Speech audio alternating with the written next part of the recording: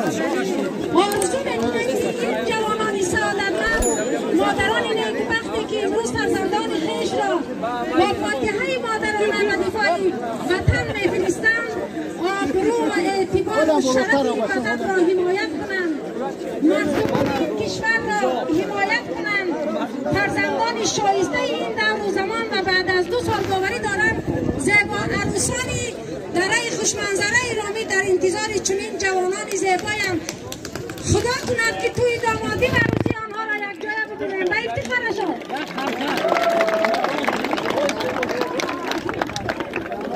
فرزندان عزیز، یک بزرگ فرموده است من سنگ دیار خود به گوهر ندهم، خاکش به بهای توده زر ندهم.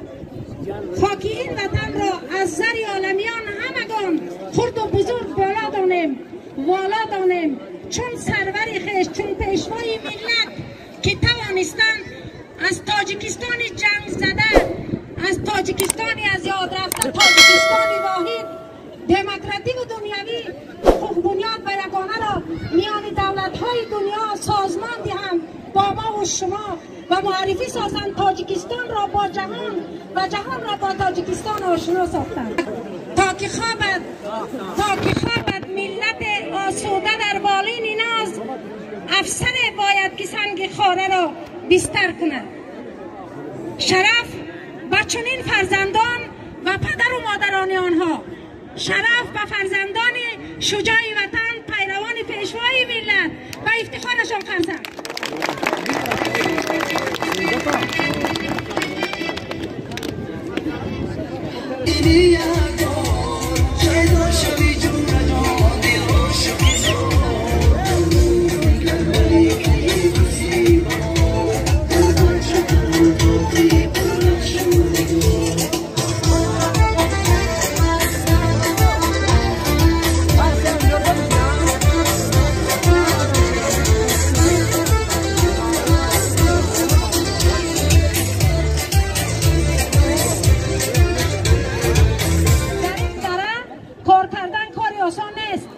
حضرت حافظ میگوید که نه هر کی چهره برافروخت دلبری داند، نه هر کی آینه سازد سکندری داند، نه هر کی طرفی کلاه کج نهاد و تون نشست کلاهداری و آیین سروری داند. من احسن میخوانم و همه سختیش نگاه نکرده خرسند میرزای و لایق و شایسته تحسین آفرین است. حسد شود اولی سپاسنامه به میرزای و خرسند برای سهمی ارزنده در تطبیق سیاست دولتی، پیشبرد کارهای جمعیتی و سیاسی و در سطح بلند تجمیل نمودن جشن نوروز بین المللی سرفراز گردانیده می شود.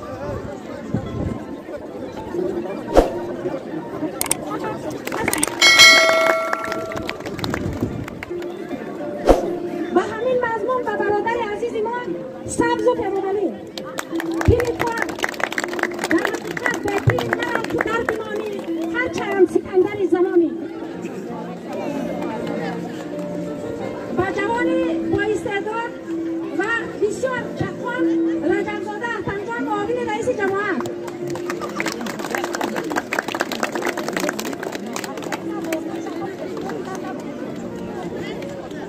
با دیرکتور مکتب دهه لوناز رقم 76 نوربوته و مفرفور رئیسی‌های عملی